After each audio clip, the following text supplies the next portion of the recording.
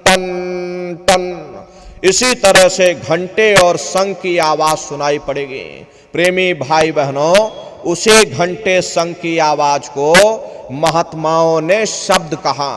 अरे आपके धर्म पुस्तकों में लिखा है कि पोथी पढ़ पढ़ जग मुआ, पंडित भया न कोई, 2.5 अक्षर प्रेम का, पढ़े सो पंडित होए। दुनिया वाले कहते हैं कि 2.5 अक्षर का मतलब प्रेम है। प्रेम नहीं है, प्रेम में तो मात्रा लगी हुई। यहां पर जिस 2.5 अक्षर का वर्णन उन महात्माओं ने किया वो है शब्द शा, आदा, बा और दा। उसी शब्द को महात्माओं ने नाम कहा। कलयुग केवल नाम अधरा, सुमेर सुमेर नर उतरहि पारा। कलयुग में केवल नाम का आधार है, वो नाम तुम्हारे अंदर दिन और रात धुनकारे दे रहा। तो उसी घंटे शंख की आवाज को महात्माओं ने शब्द या नाम कहा। उसी को मुसलमान फकीरों ने कलमा कहा। उसी को ईसा मसीह साहब ने वर्ड या लागस कहकर याद किया। उसी को गुरु नानक साहब ने अनहद वाणी कहकर याद किया। चीन में जो महात्मा हुए उन्होंने इसको ताओ कहकर याद किया और हिंदू महात्माओं ने इसे देववाणी, आकाशवाणी कहकर के याद किया। उन अलग अलग महात्माओं ने अपनी अपनी भाषा में हम लोगों को समझाने की कोशिश की कि भाई वो घंटे शंख की आवाज तुम्हारे सबके अंदर गूंज रही, वो आपको सुनाई पड़ेगी। लेकिन शुरुआती समय में आपको ऐसा मालूम पड़ेगा कि कहीं बड़ी दूर पर घंटियां बज रही, टन टन टन, लेकिन सुनाई हरेक को पड़ेगी। प्रेमी भाई बहनों, जब घंटे शंख की आवाज आपको सुनाई पड़ने लग जाए तब आप सीटी की आवाज को छोड़ देना और घंटे शंख की आवाज को पकड़ लेना, उसको आप सुनने लग जाना। जब आप उसको सुनने लग जाओगे तो वो आवाज धीरे धीरे बढ़ना शुरू होगी और बढ़ते बढ़ते इस कदर बढ़ेगी कि आपके रोम रोम में घंटे और शंख की आवाज गूंजने लग जाएगी। अरे बड़ी घन घोर आवाज होती है, बड़ी मधुर वो आवाज होती। ये जो दुनिया के संगीत आप सुनते हो, उस रूहानी संगीत के सामने ये दुनिया के संगीत कुछ नहीं है। जब आप उस रूहानी संगीत को सुनोगे, इतना भारी आनंद आपके ऊपर छा जाएगा, इतनी खुशी आपको होगी, ऐसा नशा आपके ऊपर चढ़ जाएगा कि आप सारी दुनिया को भूल जाओगे। हरे प्रेमी भाई बहनों, शंकर भगवान को वही नशा चढ़ा था। शंकर भगवान कोई गांजा भांग नहीं पीते थे। ये तो हमने आपने शंकर भगवान को बदनाम कर दिया कि शंकर भगवान गांजा भांग पीते थे, चलो हम भी गांजा भांग पिएंगे। लेकिन न नारियों, शंकर भगवान ने कभी गांजा भांग नहीं पिया। शंकर भगवान जिस नशे में लीन रहते थे वो नाम का नशा था, वो ध्यान का नशा था, वो भक्ति का नशा था। जब आप उस आवाज को सुनोगे तो आपको भी वो नशा चढ़ जाएगा, क्योंकि उस आवाज में चुंबक है। जब आप उस आवाज को सुनोगे तो वो आवाज आपको अपनी ओर खींचेगी और जब खिंचाव होगा तो जीवात्मा का फैला हुआ प्रकाश 9 द्वारों से सिमटने लगेगा। अब ये 9 द्वार कौन कौन से हैं? देखो प्रेमी भाई बहनों, जरा अच्छी तरह समझिएगा। अरे बहुत बड़ा विज्ञान है। दुनिया का विज्ञान जब आपका समाप्त हो जाएगा तो ये विज्ञान प्रारंभ होगा। तो 9 दरवाजे कौन कौन से हैं? 2 आंख, 2 कान, 2 नाक के सुराख, 1 मुंह और 2 मलमूत्र का रास्ता। ये शरीर के 9 दरवाजे हैं। सबसे पहला दरवाजा गुदा चक्र आता है। गुदा चक्र में गणेश जी वास करते हैं। गणेश जी वहां के मालिक हैं। ये 4 दल का कवल है। यहाँ पर पृथ्वी तत्व पाया जाता, उसके ऊपर इंद्रिय चक्र आता। इंद्रिय चक्र में ब्रह्मा जी वास करते। ब्रह्मा जी यहाँ के मालिक हैं। ये 6 दल का कवल है। यहाँ पर जल तत्व पाया जाता। उसके ऊपर ये नाभि चक्र आता। नाभि चक्र में विष्णु जी वास करते, विष्णु जी यहाँ के मालिक हैं। ये 8 दल का कवल है, यहाँ पर अग्नि तत्व पाया जाता। उसके ऊपर ये हृदय चक्र आता, हृदय चक्र में शिव जी वास करते। ये 12 दल का कवल है, यहाँ पर वायु तत्व पाया जाता। हरे वास तो वो ऊपरी मंडलों में करते हैं, लेकिन उनका प्रकाश, उनकी किरणें इन चक्रों पर पड़ती हैं। उसी के ऊपर एक कंठ चक्र आता है, यहाँ पर आद्या महाशक्ति की किरणें पड़ती। ये 16 दल का कवल है। और आप सबसे ऊपर, तुम्हारी जीवात्मा सबसे ऊपर दोनों आंखों के मध्य भाग में बैठी है, जहां पर देवियां बिंदी लगाती और पुरुष जहां टीका लगाते। ये बिंदी और टीका यहाँ पर इसीलिए लगाया जाता क्योंकि यहाँ तुम्हारी जीवात्मा बैठी है, उसका श्रृंगार किया जाता। तो 10वां द्वार है जहां पर तुम्हारी जीवात्मा बैठी हुई। इसी 10वें दरवाजे पर बैठ करके जीवात्मा अपने प्रकाश को 9 दरवाजों में फैलाती है, जिससे आपका ये शरीर चलता, आपके हाथ, आपके पैर चलते हैं। जब आप भजन करोगे और घंटे शंख की आवाज को सुनोगे, तो उस आवाज में चुंबक है, वो आवाज आपको अपनी ओर खींचेगी। और जब खिंचाव होगा तो जीवात्मा का फैला हुआ प्रकाश 9 द्वारों से सिमट करके यही 10वें दरवाजे पर इकट्ठा हो जाएगा। और जैसे ही यहाँ पर इकट्ठा हुआ, तुरंत शब्द जीवात्मा को खींच करके इस शरीर से बाहर कर देगा। फिर आप अपनी आंखों से देखिएगा कि हमारा शरीर ये है और हम ये खड़े। आप अपने शरीर से अलग हो जाओगे। जैसे चिड़िया होती है, चिड़िया घोंसले से निकल करके आसमानों की उड़ान भरती है और शाम को फिर अपने घोंसले में आ जाती। ऐसे ही तुम्हारी जीवात्मा इस शरीर रूपी घोंसले से निकल करके ब्रह्मांडों की सैर करेगी, देवी देवताओं के दर्शन करेगी, राम और कृष्ण के दर्शन करेगी और घूम करके फिर अपने शरीर रूपी घोंसले में वापस चली आएगी। हरे प्रेमी भाई बहनों, ये ब्रह्मा विष्णु महादेव जिनकी सारी दुनिया पूजा करती है, आप सभी लोग ब्रह्मा विष्णु महादेव की पूजा करते हो, लेकिन कभी आपने विचार नहीं किया कि भाई जिनकी हम पूजा कर रहे, आखिर ये है कौन, ये कहाँ पर रहते हैं, ये क्या काम करते हैं, हर इनके माँ बाप कौन हैं। तो जरा संक्षिप्त में आप लोग समझिएगा, क्योंकि अगर इसका वर्णन किया जाएगा लाखों वर्ष लग जाएंगे, एक लोक का वर्णन नहीं हो सकता। इतने विशाल विशाल लोक बने हुए, लेकिन संक्षिप्त में आपको बताया जा रहा कि किन किन मंडलों को पार करते हुए तुम्हारी ये जीवात्मा अपने 5वें मंडल पर यानी कि सचखंड में पहुंचेगी। प्रेमी भाई बहनों, जब आप भजन करोगे और घंटे शंख की आवाज को पकड़ करके शरीर रूपी घोंसले से जब बाहर निकल जाओगे, तो उसी शब्द को पकड़ करके ये जीवात्मा ब्रह्मांडों की चढ़ाई करती है।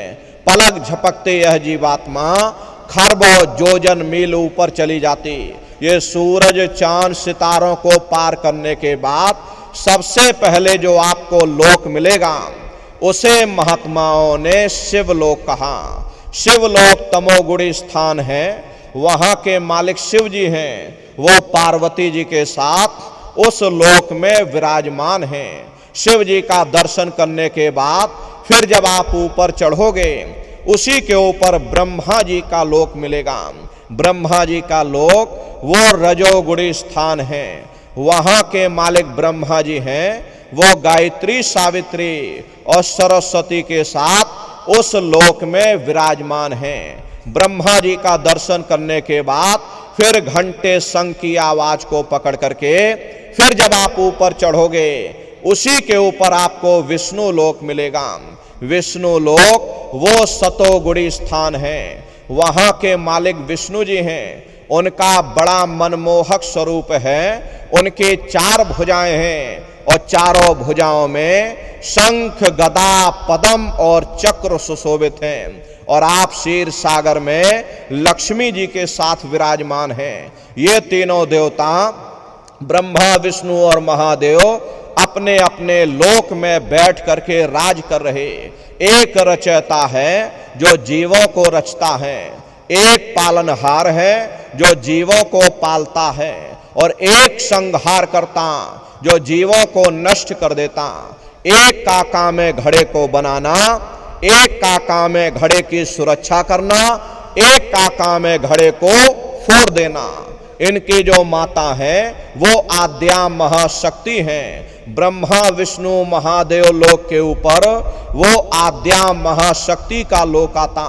उसी लोक को पार करने के बाद सबसे पहला देश पड़ता है, या यूं कह लीजिए कि पहली राजधानी पड़ती है, जिसे महात्माओं ने सहस दल कवल कहा।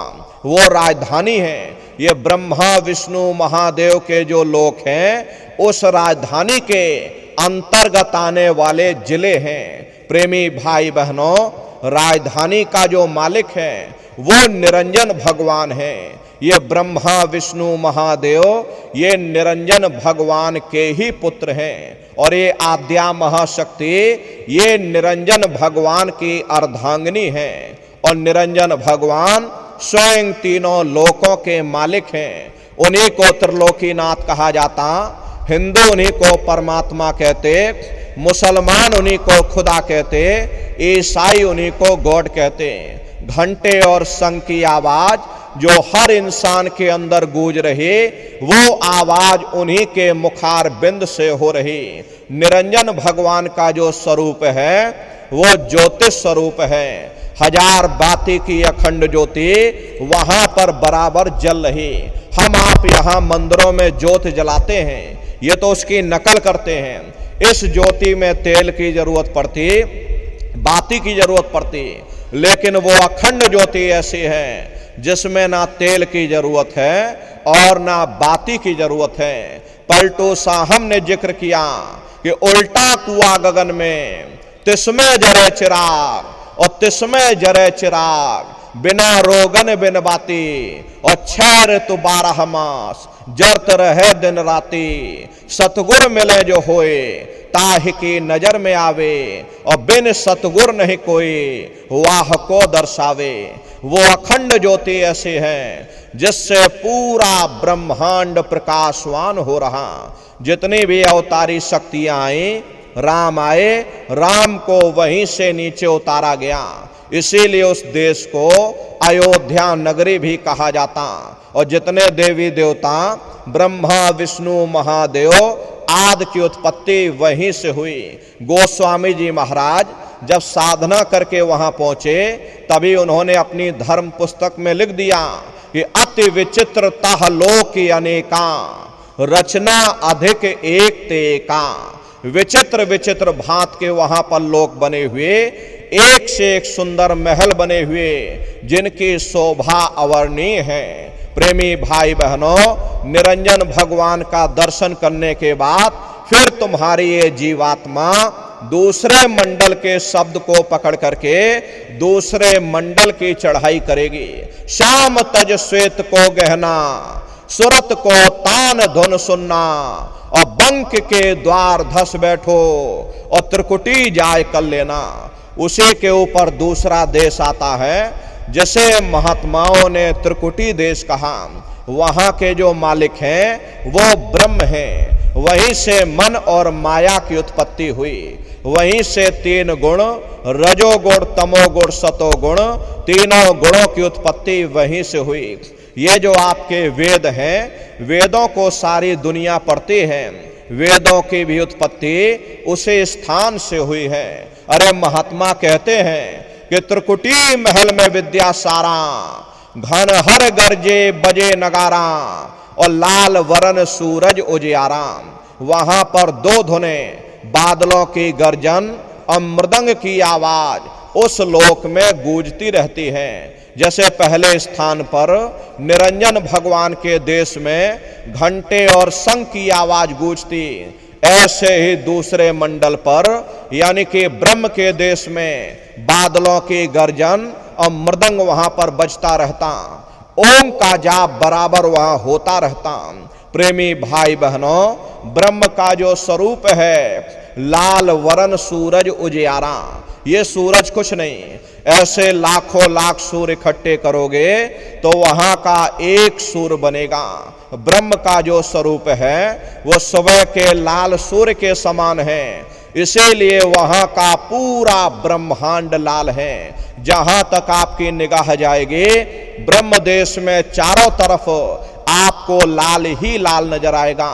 महात्मा जब साधना करके वहां पहुंचे तभी महात्माओं ने लिख दिया, लाली मेरे लाल की जित देखो त लाल, लाली देखन में गई मैं भी हो गई लाल। वो पूरा ब्रह्मांड ही लाल है। जितने साधक वहां पहुंच जाते हैं उन सभी को योगेश्वर कहा जाता। जैसे व्यास जी हुए, वशिष्ठ जी हुए, वाल्मीकि जी हुए, इन सब की पहुंच वहीं तक थी। इसीलिए कहा गया कि वाल्मीकि भय ब्रह्म समाना।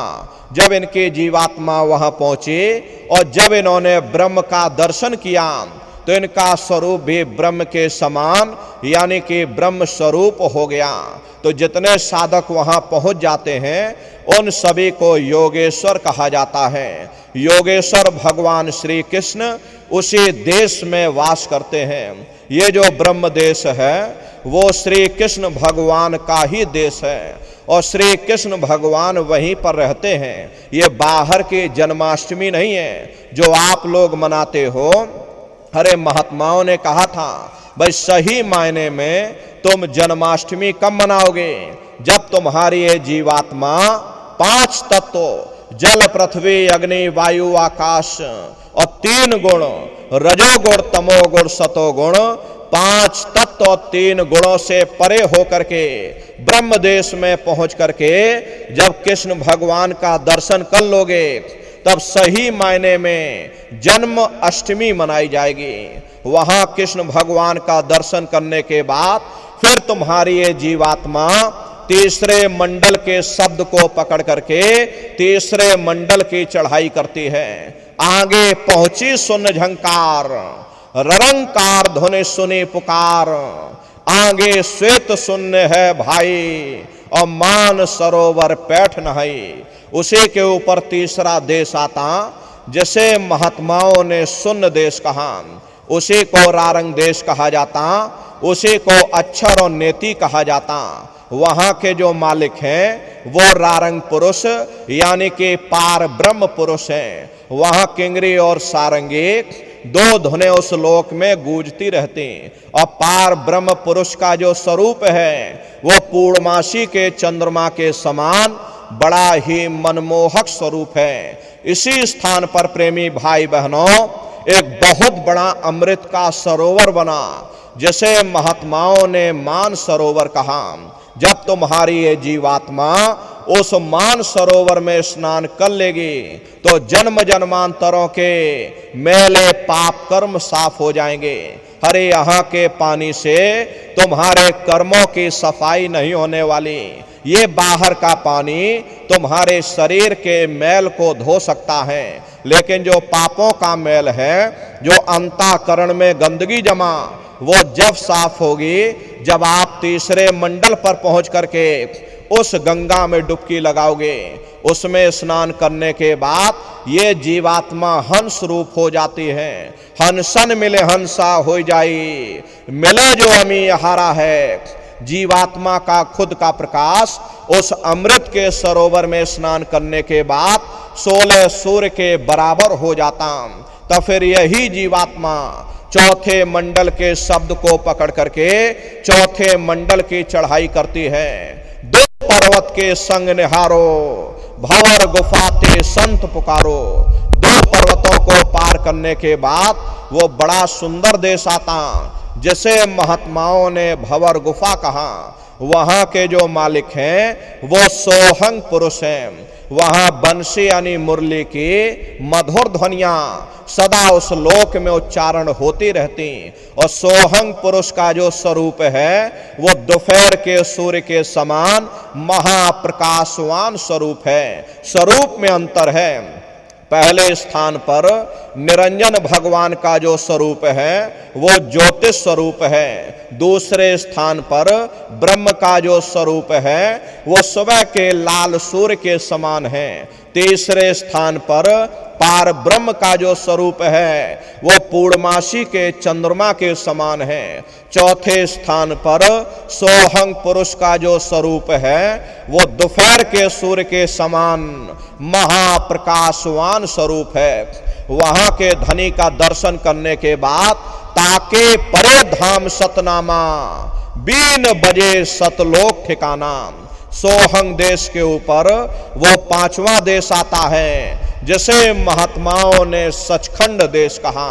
वो सचखंड देश अजर अमर अविनाशी सदा एक रस रहने वाला देश है। वहां न काल है, न कर्म है, न दुख है, न संताप है, न पुण्य है, न पाप है। जो जीवात्माएं वहां पहुंच जाती हमेशा के लिए जन्म मरण के बंधनों से आजाद हो जाती। वहां के जो मालिक हैं वो सतपुरुष भगवान हैं जिनके रोम रोम में खरबों खरब सूरज चांद सितारे प्रकाशवान। वही हमारे आपके सच्चे मालिक हैं, वही हमारे आपके सच्चे पिता हैं। हमको आपको वहीं से नीचे उतारा गया, फिर शब्द को पकड़ करके शब्द शब्द पौड़ी पर चढ़कर और पहुंचो सचखंड सतनाम। शब्द की सीढ़ी हर मंजिल पर लगा रखी। आपने भजन किया, घंटे संग की आवाज को पकड़ा तो आप पहले मंडल पर चढ़ जाओगे। वहीं पर आपको दूसरे मंडल का शब्द सुनाई पड़ेगा, उसे आप पकड़ लोगे तो आप दूसरे मंडल पर चढ़ जाओगे। ऐसे ही शब्द दर शब्द, मंजिल दर मंजिल ये जीवात्मा अपने देश सचखंड में पहुंच जाती। तो शब्द कब पकड़ में आएगा? जब आप भजन करोगे। और भजन कैसे किया जाएगा एक बार फिर से आप लोग समझ लीजिए। ये आंख और कान को बंद करिएगा लेकिन मन को रोकिएगा। ऐसे समय पर तुम्हारा ये मन जरूर भागेगा। अभी आप सत्संग में बैठे हो, शरीर तुम्हारा यहाँ बैठा लेकिन मन सारी दुनिया में भ्रमण कर रहा। अब किसी को पानी पीने जाना है, मन पानी पीने पहुंच गया। कोई बाल बच्चों को घर में छोड़कर आया, मन बाल बच्चों में पहुंच गया। कोई दुकान दफ्तर छोड़ करके आया, मन दुकान दफ्तर में पहुंच गया। कोई खेती बाड़ी छोड़ करके आया, शरीर बेचारा यहाँ बैठा लेकिन मन खेत में जुताई कर रहा। तो ऐसे भजन से कोई लाभ नहीं होगा। अरे जिन्होंने मार मंडाला उन्हीं को सूरमा कहना, बड़ा बैरी ये मन घट में इसी का जीतना कठना। अगर दुनिया में कोई हमारा दुश्मन है वो केवल हमारा मन है। ये मन रूपी रावण कब मरेगा? जब 9 द्वारों पर फतेह हासिल करके तुम यहाँ 10वें द्वार पर चढ़ जाओगे, तब सही मायने में दशहरा मनाई जाएगी। ये बाहर की दशहरा नहीं है जो लकड़ी का रावण बना देते हो और फूंक फांक करके घर चले आते, कहते भाई हमने रावण मार दिया। अरे महात्माओं ने कहा था भाई सही मायने में तुम दशहरा कब मनाओगे? जब 9 द्वारों पर फतेह हासिल करके तुम यहाँ 10वें द्वार पर चढ़ जाओगे, तब सही मायने में विजयदशमी मनाई जाएगी। तब ये मन रूपी रावण तुम्हारा मरेगा। तब तुम्हारी जीवात्मा, हर इसी जीवात्मा को महात्माओं ने राम भी कहा। अरे आपके धर्म पुस्तकों में लिखा है, एक राम दशरथ का बेटा, एक राम घट घट में लेटा, एक राम का शकल पसारा, एक राम है सबसे न्यारा। एक वो राम है जो अयोध्या के वासी हैं और एक राम घट घट में लेटे, यानी हमारी आपकी जीवात्मा जो हर एक के अंदर मौजूद है। महात्माओं ने कहा भाई एक वो राम है और एक राम का शकल पसारा, यानी पहले स्थान के मालिक वो निरंजन भगवान जिनको दुनिया त्रिलोकीनाथ कहती है, जिनका ये पूरा पसारा पूरा संसार है। महात्माओं ने कहा भाई एक वो राम है और एक राम है सबसे न्यारा। पांचवें स्थान के मालिक वो सत्पुरुष भगवान जो हमारे आपके सच्चे पिता हैं। महात्माओं ने कहा भाई एक वो राम है, तो महात्मा तो उस राम की महिमा गाते हैं। मोटी बात आप लोग पकड़िए कि भजन कैसे करोगे, तो ये आंख और कान को बंद कर लेना, ऊंचा ध्यान दे करके सुनिएगा। सीटी जैसी आवाज शुरू में आपको सुनाई पड़ेगी, उसे पकड़ लेना, उसको सुनते रहना, सुनते सुनते उसी में लीन हो जाओ। जब आप उसमें लीन हो जाओगे तो कुछ समय बाद में दोबारा आपको अनुभव होगा कि कहीं बड़ी दूर से एक महीन आवाज, घंटे और शंख की आवाज हमारे कानों में गूंज रही। जब घंटे शंख की आवाज आपको सुनाई पड़ने लग जाए, तब आप सीटी की आवाज को छोड़ देना और घंटे शंख की आवाज को पकड़ लेना। एक बार प्रेमी भाई बहनों आप उस आवाज को पकड़ लो, फिर वो आवाज आपको नहीं छोड़ेगी, खींच करके शरीर से बाहर कर देगी। फिर रोज आना, रोज जाना, रोज ब्रह्मांडों की सैर करना, रोज देवी देवताओं के दर्शन करना, रोज राम के दर्शन करना और रोज कृष्ण के दर्शन करना।